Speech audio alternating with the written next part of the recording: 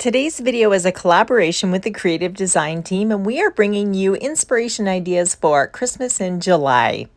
Hello there, friends. Welcome back to my channel, Crafty Concepts with Erin. I'm Erin, and I'm here this week with the creative design team. We are doing all things Christmas in July and bringing you fun Christmas ideas. There'll be cards, there'll be scrapbook layouts, all sorts of great projects this week. So make sure you stay tuned and check back in. There'll be a new video each day. I am working on my December daily from 2021. Wow, I'm a procrastinator.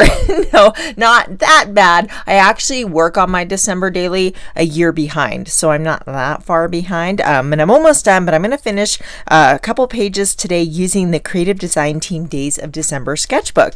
So we showcased this last fall, and I've been marking off all of the sketches I've done. Today, I'm going to be using this particular sketch here. Now, this is a digital download.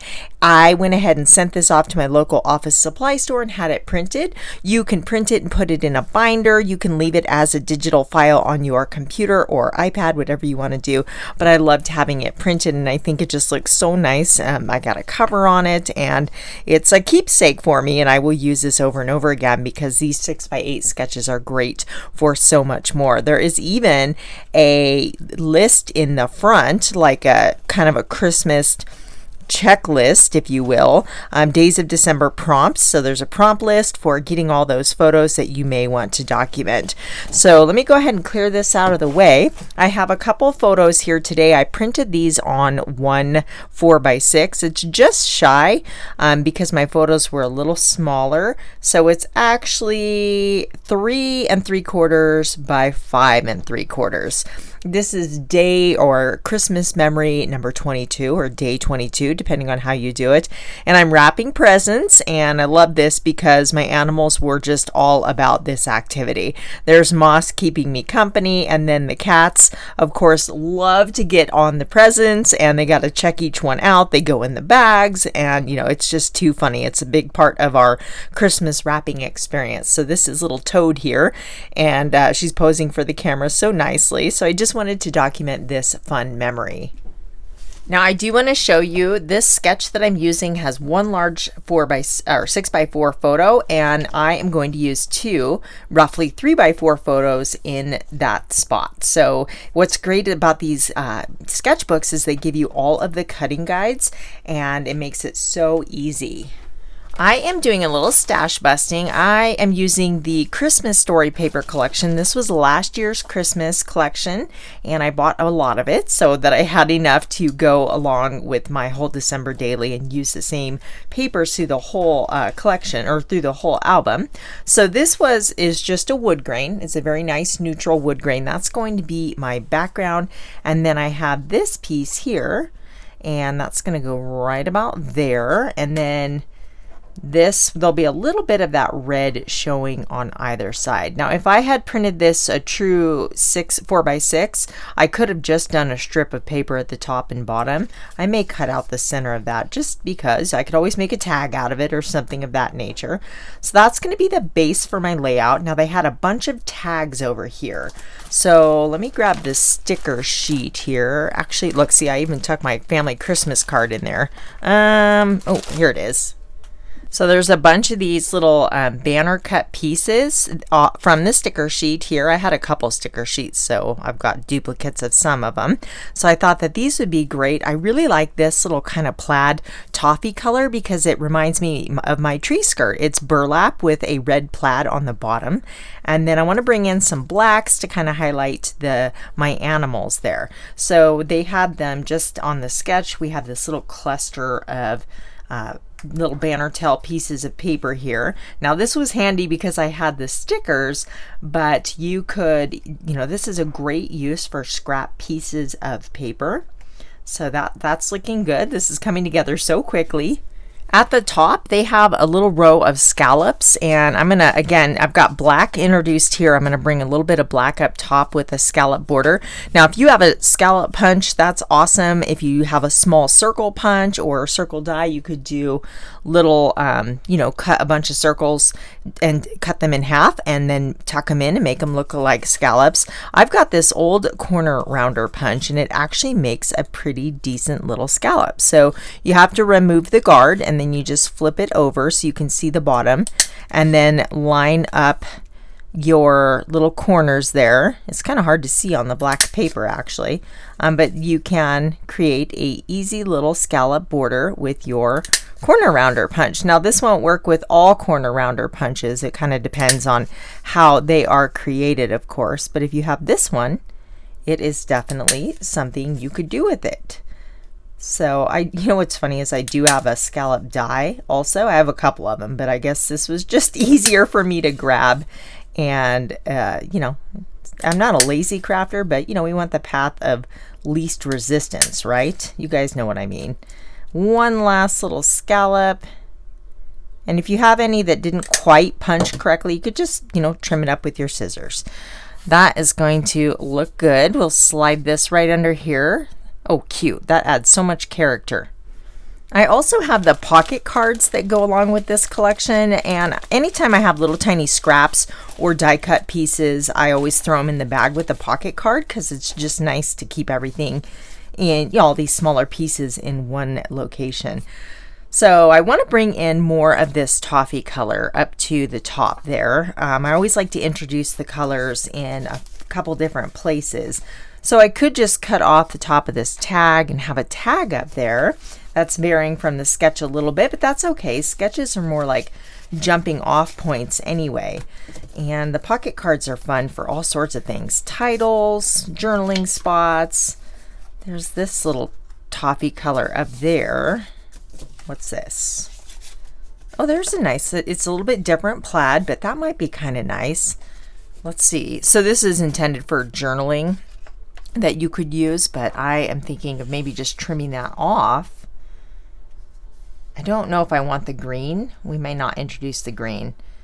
I like that. That looks good. I'm going to go ahead and just cut this off the top of this pocket card, and that way I could save the rest for another project. All right, let's see how this little piece looks up here. I do like that. So on the sketch, they have an embellishment cluster right here. They use some stars, and that's just to show you an idea of where the embellishments go. It doesn't have to be a star. And then the circle is where you could put the date, or some people will do like day 20. This is day 22 or 21. So the day of the month, if you're doing a photo a day, or it could just be the Christmas memory. So memory number 2021. In the case this is the day, so I am using this old stamp. This is from my stash, and it is called Magical Day Holiday, and it has all the days counting up to Christmas. And I think it's so fun because they're all a little bit different, and I'm just stamping them on circles, even though some of them are squares, and it's working out great. So we've got day 21. Let me grab my little circle die. I have been using these circles to put the day on all of my December daily pages. So this one is about an inch and a quarter, and then I have a second circle that's an inch and a half, so I can layer them. And I've been doing them all in black and white. I may stamp the day in a different color, but all of the circles have been black and white. In this case, I'm using vanilla because this background paper is actually vanilla. So I will go ahead and secure these with a little bit of Post-it removable tape, get those die cut, and I'll be right back. I think I'm going to stamp this particular one in black ink. I love that stitching detail around the edge. These dies are retired, but I just wish they would. Anytime it has that stitching detail, that's a definite must-have for me. I love my dies, and having basic shapes, I use them over and over and over again, and the stitching detail just looks awesome. So I'm going to add this little piece of foam that comes with all of Close to My Heart stamp sets. Put that underneath your paper, and then that's going to give you a better stamped impression. So I have not used this particular set before, or this number. I've used the other ones so far, but not this one. So we'll just kind of rub that on your hand. It gets the oils from manufacturing off, and it'll actually take up the ink better. I know I explained that quite a bit, but a lot of people are new to stamping, and I'm using archival black. A lot of people are new to stamping, and I want you to be able to get better results so you're successful when you do try stamping. So I'm going to practice a couple times. Oh yeah, that's looking so nice and crisp. Perfect. Love the detailing on all these numbers. Okay, scoot that out of the way. Line that up in the center. Give it a second to soak in. Perfect. Love it. So this is going to layer right over the black circle and then sit right about here. I took a moment to tidy up my workspace and go through my Christmas stamps, and I knew I had some dog and cat themed Christmas images, and this one's called A Furry Merry Christmas. I don't believe this one's available. I will double check for you, but I don't think it is. But how cute is this little cat in the box? I love there's a dog wrapped up in lights. They're so cute. And maybe I have the image I want. So whenever I'm stamping, I stamp a bunch, and then I can tuck them into the envelope, and it's a time-saving tip, and that way you have them when you need them. Let's see, I already have one colored in here. Sometimes I get lucky doing this. There's a cute little dog, but I think I want to go with the cat in the box, but isn't that cute? That's all colored with the Spectrum Noir TriBlend markers, and I put a little white gel pen on the points of the dog to make him look kind of shiny and on the lights, and I just think they're so cute. I love coloring, and I appreciate that you can match it to your layouts. So I have stamped these in intense black ink. Whenever you're going to color, you want to use an alcohol marker friendly ink so that it doesn't bleed. So stamp it and allow it to completely dry. But yeah, we're definitely, yes, you have a whole bunch of these, and that way I can just kind of color them and use them on projects or cards. So I do want to use this guy. Let's go ahead and pick some colors. I highly recommend you swatch all of your markers because as they dry, they do lighten up. So I want to match this toffee color. I'm thinking that the muted brown is going to work best for the little cardboard box that the cat is sitting in. So I've grabbed muted brown and brown gray shades, which I will use for the kitty. And I like to start with the darkest. Now it's going to have some shadowing underneath where the flaps of the box top is, right? So I'm using my darkest color, and I have sped this up quite a bit, but I'm using the dark. There are 3 shades in one on these Spectrum Noir Tri-Blends, and it really takes the guesswork out of it and makes it super easy.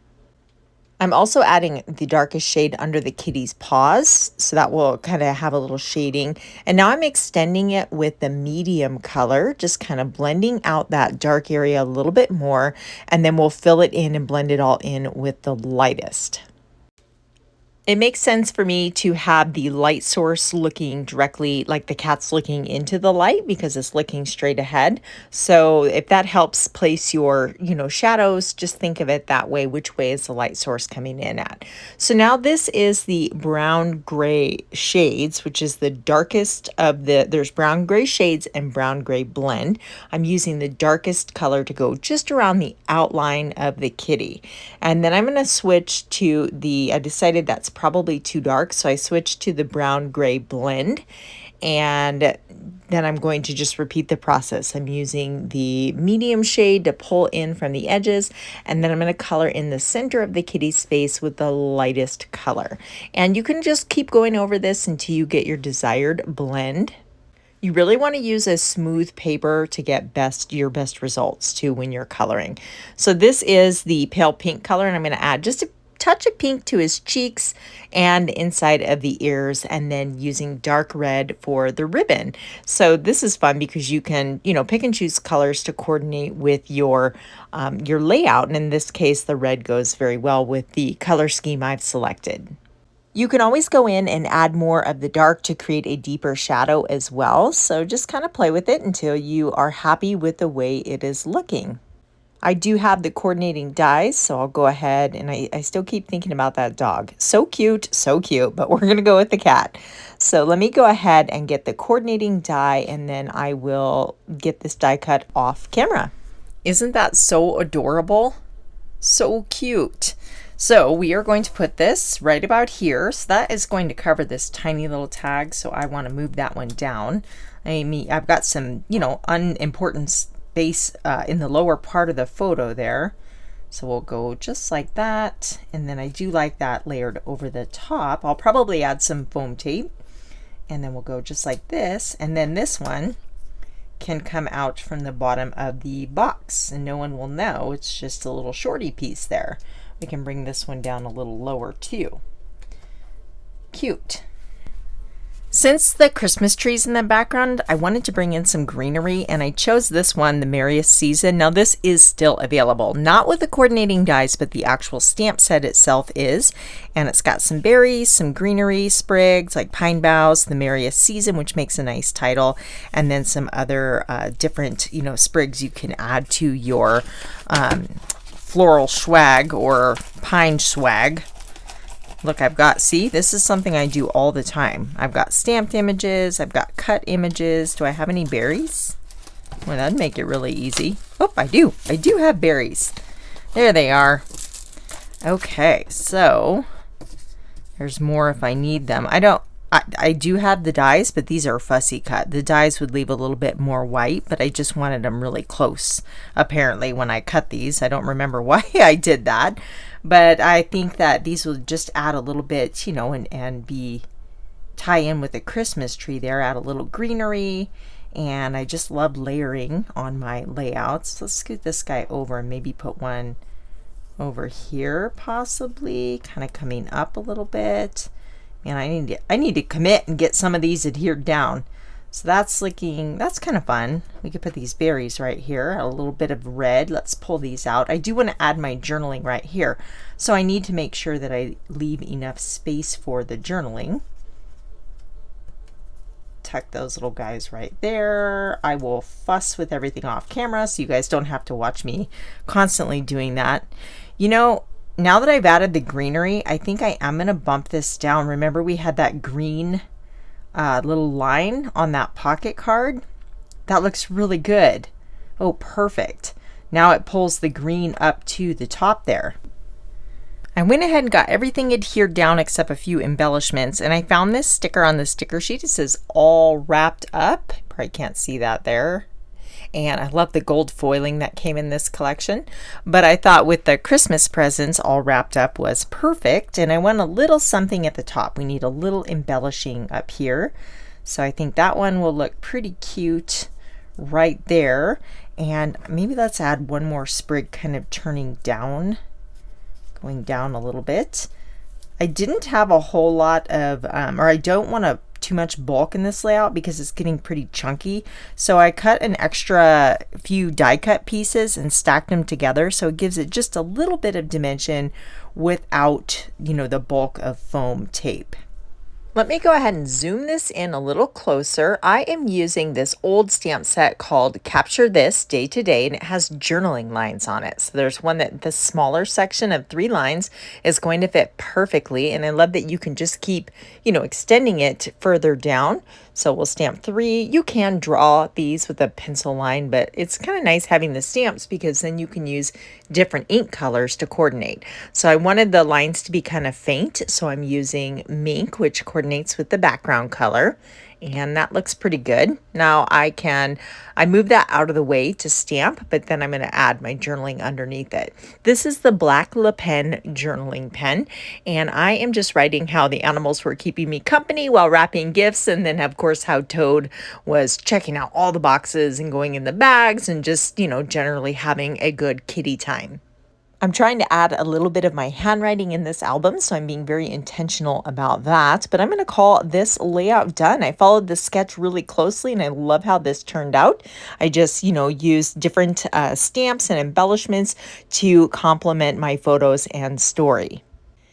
Everything I use that is still available you can find in the description box below, along with a link to the 6x8 sketchbook. There's also an 8.5x11 sketchbook as well. The playlist here on the right will take you to the rest of the creative design team videos, and I know you do not want to miss out. Thank you so much for spending time with me today, and I'll catch you next time. Bye.